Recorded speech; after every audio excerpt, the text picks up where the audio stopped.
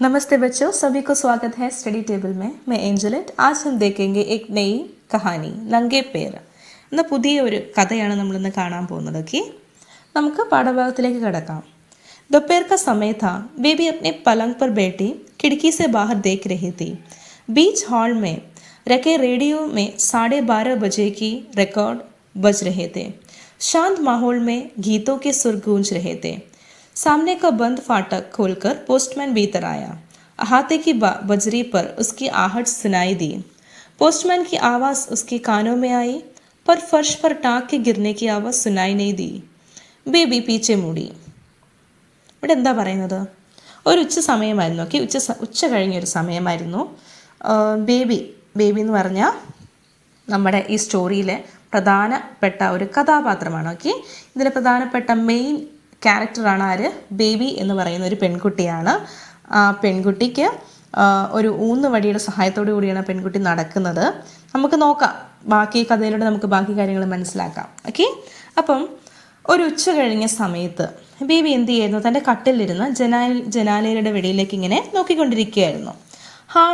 അവരുടെ വീട്ടിലെ ഹാളിൽ നടുവിലായി റേഡിയോയിൽ 12:30 സമയയുടെ ഒരു പരിപാടി കേൾക്കുകയുണ്ടായിരുന്നു. ഓക്കെ, ശാന്തമായ ഒരു അന്തരീക്ഷമായിരുന്നു. ഓക്കെ, ശാന്ത് മാഹോൽ എന്ന് പറഞ്ഞാൽ എന്താണ്? ശാന്തമായ അന്തരീക്ഷം. പാട്ടിൻ്റെ സ്വരം മുഴങ്ങുകയുണ്ടായിരുന്നു. ആ വീട്ടിൽ മൊത്തം എന്ത് സ്വരമായിരുന്നു? പാട്ടിൻ്റെ സ്വരം. ശാന്ത് മാഹോൽ ഗൂഞ്ച് രഹേത്തേ. ഓക്കെ, പിന്നെന്താ പറയുന്നത്? അടഞ്ഞുകിടുന്ന ഗേറ്റ് തുറന്ന് പോസ്റ്റ്മാൻ അകത്തേക്ക് വന്നു. ചുറ്റുമതിലിനകത്തെ ചരലിൽ അയാളുടെ കാൽ ശബ്ദം കേട്ടു. ബന്ദ് ഫാട്ടക് എന്ന് പറഞ്ഞാൽ അടഞ്ഞ ഗേറ്റ്. ഓക്കെ, അഹാത്തേക്ക് ബജരീപ്പ് എന്ന് പറഞ്ഞാൽ എന്താണ്? അഹാത്തെ എന്ന് പറഞ്ഞാൽ എന്താണ്? ചുറ്റുമതിലിനകത്തുള്ള ചരൽ അയാളുടെ കാലിൻ്റെ ശബ്ദം കേട്ടു. പോസ്റ്റ്മാൻ്റെ സ്വരവും അവൾ കേട്ടു, എന്നാൽ തറയിൽ കത്ത് വീഴുന്ന ശബ്ദം കേട്ടില്ല. ഓക്കെ, പിന്നെന്താ പറയുന്നത്? ബേബി പീച്ചെ മൂടി संभलकर पलंग से उतरी, फिर बैसाखियों के सहारे एक एक कदम चलकर दरवाजे तक आई। बंद दरवाजा खोलने में उसे थोड़ा समय लगा। दरवाजे से बाहर और हॉल को पार कर आगे आने में देर लगी। वह दरवाजे पर पहुंची। वहाँ हाथ में टाक लिए पोस्टमैन खड़ा था। फर्श पर टाक फेंकर अभी गया नहीं था। ഇവിടെ എന്താ പറയുന്നത്? ബേബി പിന്നോട്ട് തിരിഞ്ഞ് ശ്രദ്ധയോടെ കട്ടിൽ നിന്നും ഇറങ്ങി. പിന്നെ പലങ്ക് എന്ന് പറഞ്ഞാൽ കട്ടിലാണ് കേട്ടോ. പിന്നെന്താ? ഊന്നുവടിയുടെ സഹായം. ബൈസാഖി എന്ന് പറഞ്ഞാൽ എന്താണ്? ബൈസാഖി എന്ന് പറഞ്ഞാൽ ഊന്നുവടിയുടെ സഹായത്തോടെ ഓരോ ചുവടും വെച്ച് വാതിൽക്കൽ വരെ അവൾ എത്തി. വാതിൽ തുറക്കാൻ അല്പസമയം വേണ്ടി വന്നു. ഓക്കെ, തോടാ സമയം ലഗ. വാതിലിന് വെളിയിൽ ഹാള് കടന്നു ചെല്ലാൻ താമസം വന്നു. അവിടെ പടിക്കൽ കയ്യിൽ കത്തുമായി പോസ്റ്റ്മാൻ നിൽപ്പുണ്ടായിരുന്നു. ഓക്കെ, सीढ़ियों के ऊपर होकर उसने हाथ बढ़ाया। उसने ध्यान दिया कि आज पोस्टमैन दूसरा ही है। सदा का वह दाढ़ी वाला पोस्टमैन नहीं है। बच्चों के से चेहरा वाला ये नया पोस्टमैन है। അവൾ ഇറങ്ങി വന്നുകൊണ്ടിരുന്ന സമയത്ത് അവൾ ശ്രദ്ധിച്ച്, എന്തായിരുന്നു? പതിവായി വരുന്ന പോസ്റ്റ്മാൻ അല്ലല്ലോ. എന്നും വരുന്ന താടിയുള്ള പ്രായമുള്ള പോസ്റ്റ്മാൻ അല്ല. കുട്ടികളുടെ പോലെയുള്ള മുഖമുള്ള ഇയാൾ പുതിയൊരു പോസ്റ്റ്മാൻ ആണ്. उसने एक नज़र बेबी के पैरों की ओर देखा। उसे शायद धक्का सा लगा। उसने डाक बेबी के हाथ में दे दी। ബുഡേ പോസ്റ്റ്മാൻ കി തര ഇസ് പോസ്റ്റ്മാനെ. ഇവിടെ എന്താ പറയുന്നത്? അയാൾ ബേബിയുടെ കാലിലേക്കൊന്ന് നോക്കി. എന്തോ ആഘാതമേറ്റതുപോലെ അയാൾക്ക് തോന്നിയപ്പോൾ അയാൾ കത്തുകൾ ബേബിയുടെ കയ്യിൽ കൊടുത്തു. പഴയ പോസ്റ്റ്മാനെ പോലെ ഈ പോസ്റ്റ്മാൻ എന്ത് ചെയ്തു? അവളോടൊന്നും പറയാതെ പോയി. ബൂढ़े पोस्टमैन की तरह इस पोस्टमैन ने उससे कोई बात न की। माँ के हाथ में टाक देकर बेबी पीछे की ओर मुड़ी और बड़ी कुर्सी पर बैठकर बोले, माँ आज का पोस्टमैन नया था। അവൾ എന്താ പറയുന്നത്?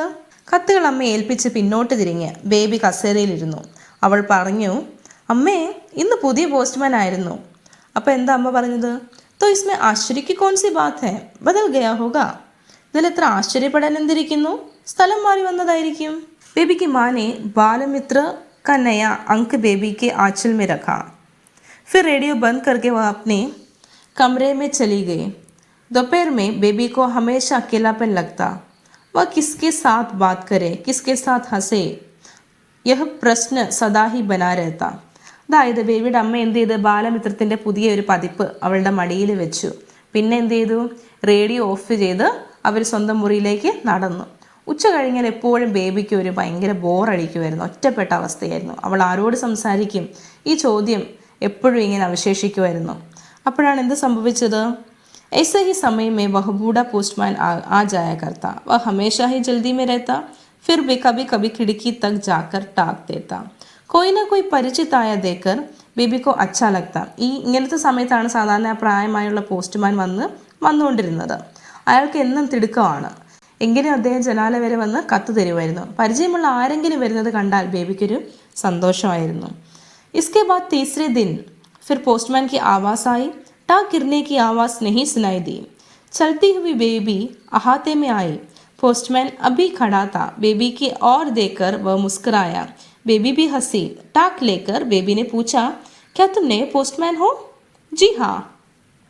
അതിനുശേഷം മൂന്നാമത്തെ ദിവസം നോക്കിക്കേ, തീസ്രേദ് എന്ന് പറഞ്ഞാൽ എന്താ? തീസ്രേദ് എന്ന് പറഞ്ഞാൽ മൂന്നാമത്തെ ദിവസം വീണ്ടും പോസ്റ്റ്മാൻ്റെ ശബ്ദം കേട്ടു. കത്ത് ഇടുന്ന ശബ്ദം കേട്ടുമില്ല. നോക്കിയേ, ആവാസ് നെഹി സുനായി ദി. അപ്പം ടാക് ഗിർനേക്ക് എന്ന് പറഞ്ഞാൽ കത്തിടുന്ന ശബ്ദം കേട്ടില്ല. ബേബി എവിടെ എത്തി? അവിടെ എത്തി, അഹാത്തേമേ എത്തി. പോസ്റ്റ്മാൻ അപ്പോഴും അവിടെ നിൽപ്പുണ്ടായിരുന്നു. എപ്പോഴും അവിടെ എന്ത് ചെയ്യുമായിരുന്നു? ഖടാത്ത. പിന്നെന്താ പറയുന്നത്? അദ്ദേഹം ബേബിയെ നോക്കി അയാൾ ചിരിച്ചു. ബേബിയും ചിരിച്ചു. കത്ത് വാങ്ങിക്കൊണ്ട് ബേബി ചോദിക്കുക, പുതിയ പോസ്റ്റ്മാൻ ആണല്ലേ? അപ്പം അദ്ദേഹം എന്ത് പറഞ്ഞു? ഹാ. टाक फेंकर तुम चले जाया करो, मुझे आने में देर लगती है. पोस्टमैन ने बेबी के पैरों की ओर देखा और देर तक मौन रहा. അവൾ പറയുക, കത്തിട്ടിട്ട് നിങ്ങൾ പൊയ്ക്കോളൂ, ഞാൻ എത്താൻ താമസിക്കും. പോസ്റ്റ്മാൻ ബേബിയുടെ കാലുകളിലേക്ക് നോക്കി ഏറെ നേരം മൗനമായിരുന്നു. നോക്കിക്കേ, इस लड़की को भगवान ने पैर क्यों नहीं दिए? ऐसा शायद उसे लगा होगा. वह कुछ बोला नहीं, पर उसकी आंखों से कुछ यही भाव झलका. പോസ്റ്റ്മാൻ ബേബിയുടെ കാലിലേക്ക് നോക്കി അല്ലേ? ഏറെ നേരം മൗനമായിരുന്നു. ഈ പെൺകുട്ടിക്ക് ദൈവം എന്തായിരിക്കും കാല് കൊടുത്തില്ല? എന്തേ കാല് കൊടുത്തില്ല? ഒരു പക്ഷേ അയാൾക്ക് അങ്ങനെയായിരിക്കും അദ്ദേഹം ആ ഒരു നിമിഷം ചിന്തിച്ചിരുന്നത് അല്ലേ? അയാൾ ഒന്നും പറഞ്ഞില്ല, എങ്കിലും അയാളുടെ കണ്ണുകളിൽ ഇങ്ങനെ ഒരു ഭാവം കാണാമായിരുന്നു. उसने बहुत ही कोमल तथा दबी आवाज में कहा, लगने दो बहन. पोस्टमैन का काम जिस तिस की टाक को जिस तिस के हाथ में सौंपने का है, अहाते में ഫേക്നേക്കാനേ. അയാൾ മൃദുവായ സ്വരത്തിൽ പതുക്കെ പറഞ്ഞു, സമയമെടുക്കട്ടെ. മേൽവിലാസക്കാരൻ്റെ കയ്യിൽ തപാല്, അതായത് ലെറ്റർ ഏൽപ്പിക്കുക എന്നാണ് പോസ്റ്റ്മാൻ്റെ ജോലി, അല്ലാതെ ഇട്ടിട്ട് പോകുക എന്നല്ല. वह बोल रहा था तब बेबी ने उसके पैरों की ओर देखा, कितने मजबूत और गोल गोल.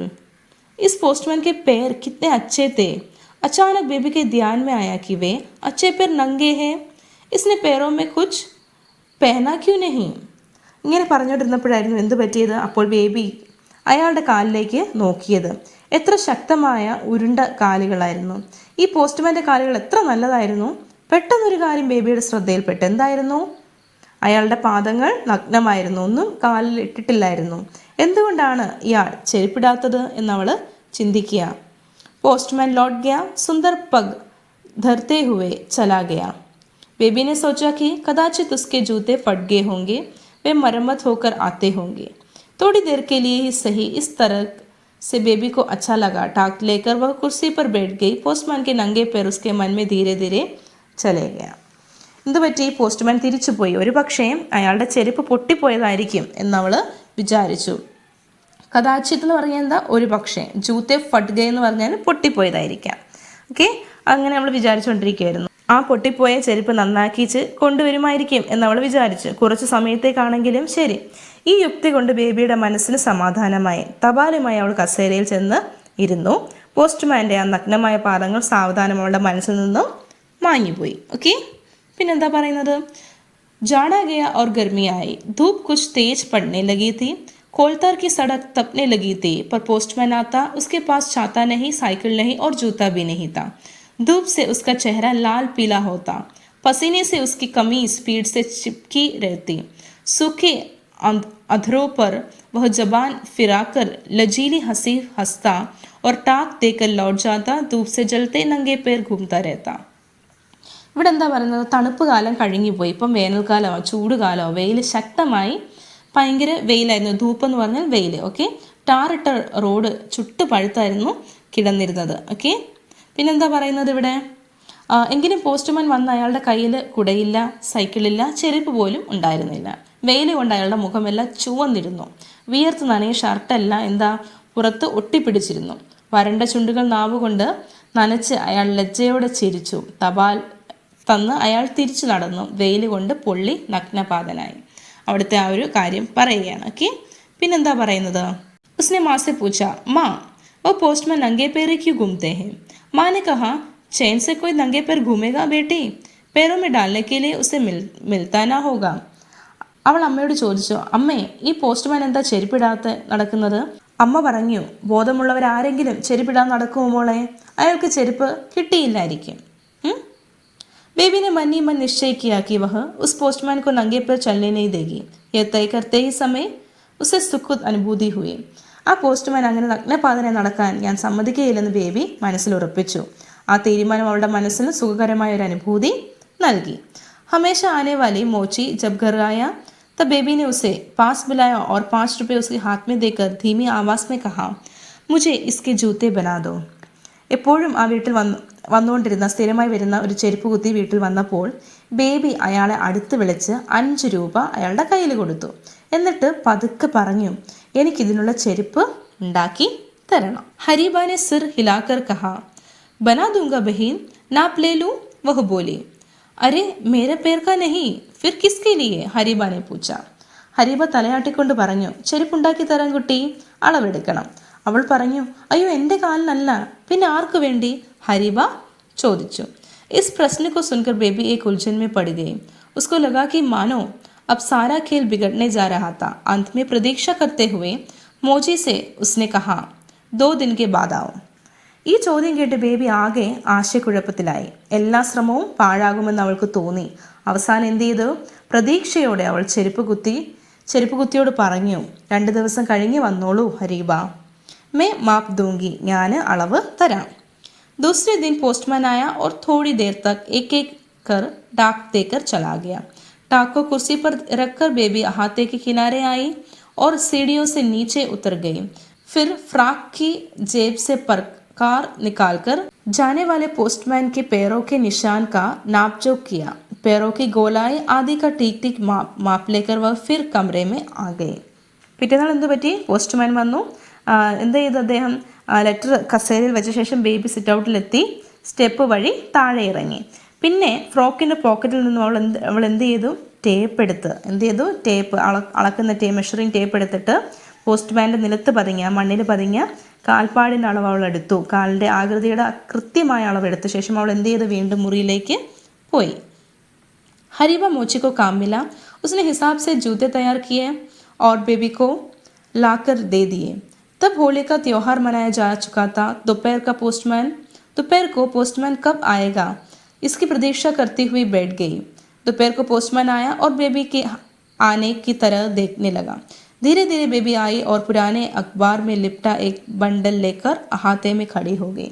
ചെരുപ്പ് കുത്തി ഹരിബയെ അവൾ ആ ജോലി ഏൽപ്പിച്ചു. ഓക്കെ, അയാൾ അളവിനനുസരിച്ച് എന്ത് ചെയ്തു? ചെരുപ്പ് ഉണ്ടാക്കിയിട്ട് ബേബിയുടെ കയ്യിൽ ഏൽപ്പിച്ചു. അപ്പോഴേക്കും ഹോളി കഴിഞ്ഞിരുന്നു. ഹോളിയുടെ ഫെസ്റ്റിവൽ അറിയാമല്ലോ നിങ്ങൾക്ക്, നിറങ്ങളുടെ ആ ഫെസ്റ്റിവൽ കഴിഞ്ഞിരുന്നു. ഉച്ച കഴിഞ്ഞ് പോസ്റ്റ്മാൻ്റെ വരവും കാത്ത് ബേബി ഇങ്ങനെ ഇരിക്കുമായിരുന്നു. ഉച്ച കഴിഞ്ഞ് പോസ്റ്റ്മാൻ വന്നു. അയാൾ ബേബി വരുന്നതും കാത്തു നിന്നു.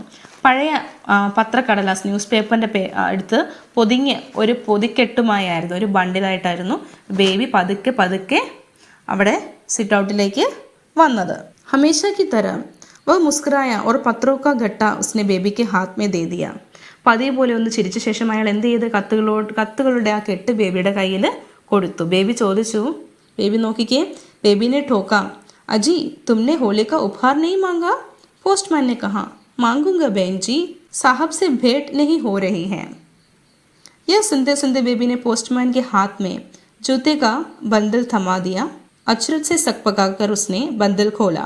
भीतर एक जोड़ी सुंदर जूते थे. पोस्टमैन मन ही मन कह उठा. നോക്കിയേ, അവൾ ചോദിക്കുക, നിങ്ങൾ ഹോളിയുടെ ഉപകാരമൊന്നും ചോദിച്ചില്ല?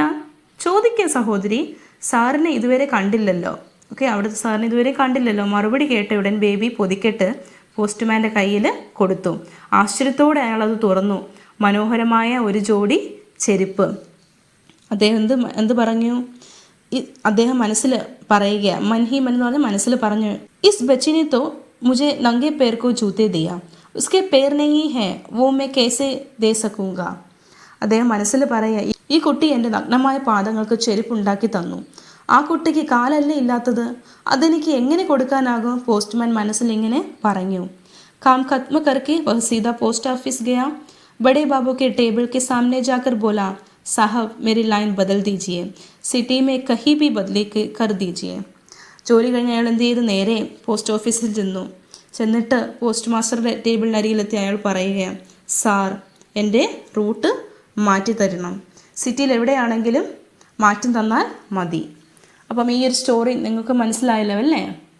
ഇതിൻ്റെ മീനിങ്സ് ആണ് ഞാനിപ്പോൾ നിങ്ങൾക്ക് തരുന്നത്. മീനിങ്സ് ഒന്ന് വായിച്ച് എഴുതി വെക്കുക. ഓക്കെ, എഴുതി വെച്ചതിന് ശേഷം ഈ ഒരു ചാപ്റ്റർ നിങ്ങൾ വീണ്ടും വായിച്ച് നിങ്ങൾക്ക് മനസ്സിലാകുന്നുണ്ടോ എന്ന് നോക്കണം. ഓക്കെ, ഞാൻ പ്രൊനൗൺസ് ചെയ്ത പോലെ ഓരോ വേർഡ്സും പ്രൊനൗൺസ് ചെയ്ത് വായിക്കാൻ ശ്രമിക്കണം. ഓക്കെ, ആൻഡ് നിങ്ങൾക്ക് ഹെൽപ്ഫുൾ ആയിരുന്നെങ്കിൽ നിങ്ങളുടെ ഫ്രണ്ട്സിലും ഷെയർ ചെയ്യുക, ലൈക്ക് ചെയ്യുക, ഇഷ്ടപ്പെട്ടെങ്കിൽ കമൻറ്റും ചെയ്യുക. നെക്സ്റ്റ് വീഡിയോയിൽ ഇതിൻ്റെ ക്വസ്റ്റ്യൻ ആൻസേഴ്സും എല്ലാ ആക്ടിവിറ്റീസും ഞാൻ ഡിസ്കസ് ചെയ്യുന്നതായിരിക്കും. So keep watching. God bless you. Thank you.